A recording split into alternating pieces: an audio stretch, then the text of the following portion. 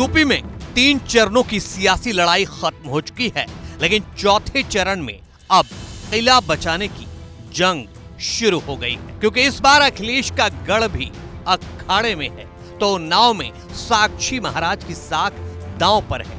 टेनी का टेंशन बढ़ गया है तो मुलायम के गढ़ इटावा में भी जनता का फैसला आने वाला है। यूपी में चौथे चरण में कहां किसकी नाक फंसी है, किसकी साख दांव पर लगी है, किस दांव पेच से सीट बचाने की जद्दोजहद चल रही है, पूरा सियासी समीकरण बताएंगे। लेकिन सबसे पहले ये जान लीजिए कि चौथे चरण में यूपी की 13 सीटों पर 13 मई को वोटिंग होनी है।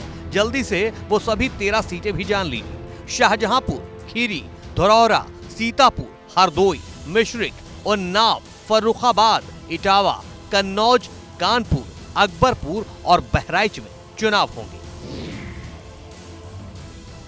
तो शुरुआत सबसे पहले हाई प्रोफाइल कन्नौज सीट से ही करते हैं। इत्र वाले कन्नौज में वैसे तो सपाई खुशबू और समाजवादी रंग ही दिखता है। राम मनोहर लोहिया को भी कन्नौज वालों को संसद भेजने का गौरव हासिल है।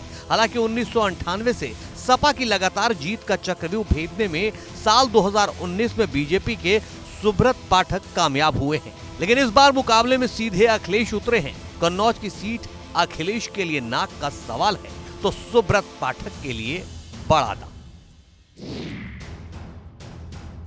लखनऊ से सटी उन्नाव सीट के मुकाबले पर भी सबकी निगाहें हैं। 2 बार यहां से एक तरफा जीत हासिल कर रहे साक्षी महाराज तीसरी बार भी बीजेपी के उम्मीदवार हैं। 2009 में यहां कांग्रेस को जीत दिलाने वाली अनु टंडन इस बार यहां सपा का चेहरा है। नाक की लड़ाई साक्षी महाराज के लिए है कि वो इस सीट से जीत का परचम लहरा पाएंगे या नहीं। दलित, ब्राह्मण और कुर्मी बहुल खीरी सीट की सियासत दिल्ली के मिजाज के लिहाज से भी अहम है। केंद्रीय गृह राज्य मंत्री अजय मिश्र टेनी को बीजेपी ने सीट से लगातार चौथी बार चुनाव में उतारा है। पिछले 2 चुनाव में जीत का परचम लहराने वाले टेनी के पास इस बार हैट्रिक का मौका है। किसान आंदोलन के दौरान विरोध प्रदर्शन में यहां जीप से कुचलकर किसानों की मौत के मामले में टेनी के बेटे आशीष मिश्रा आरोपी हैं, इसलिए विपक्ष टेनी की उम्मीदवारी को किसान बेल्ट में मुद्दा बना रहा है। लेकिन सपा ने इस बार नए चेहरे उत्कर्ष वर्मा को टिकट दिया है।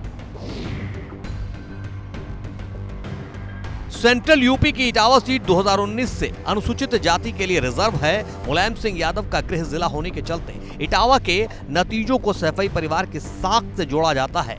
1999 से 2009 तक सपा ने यहां लगातार 3 बार जीत दर्ज की है। हालांकि 2014 में बीजेपी ने सपा की जीत का सिलसिला तोड़ा और 2019 में भी उसे कायम रखा। मौजूदा सांसद रामशंकर कठेरिया इस बार भी बीजेपी उम्मीदवार हैं, जबकि सपा ने जितेंद्र दोहरे को सीट वापस लाने और भाजपा की हैट्रिक रोकने की जिम्मेदारी दी है। कानपुर की सियासी लड़ाई भी इस बार दिलचस्प है। न सिर्फ बीजेपी बल्कि कांग्रेस ने भी नए चेहरे पर भरोसा जताया है। बीजेपी ने सांसद सत्यदेव पचौरी का टिकट काटकर रमेश अवस्थी पर दांव खेला है, तो कांग्रेस ने अपने दिग्गज नेता श्री प्रकाश जायसवाल की जगह आलोक मिश्रा को मौका दिया है। बसपा से कुलदीप भदौरिया उम्मीदवार हैं। 1999 से 2009 तक कांग्रेस ने यहाँ हैट्रिक लगाई है, लेकिन 2014 से जीत रही भाजपा के पास इस बार हैट्रिक लगाने का मौका है। यानी अवध, तराई और सेंट्रल यूपी के 13 जिलों में होने वाले चुनाव बीजेपी और सपा कांग्रेस के बीच ही लड़ाई है, जिसे बीएसपी त्रिकोणीय बनाने में जुटी है। हालांकि 2019 के लोकसभा चुनाव में इन सभी सीटों पर बीजेपी ने ही जीत दर्ज की थी, इसलिए दांव पर उसकी ही पूंजी लगी है। भारत की बात रोहित सिंह सावल के साथ सिर्फ एबीपी न्यूज पर।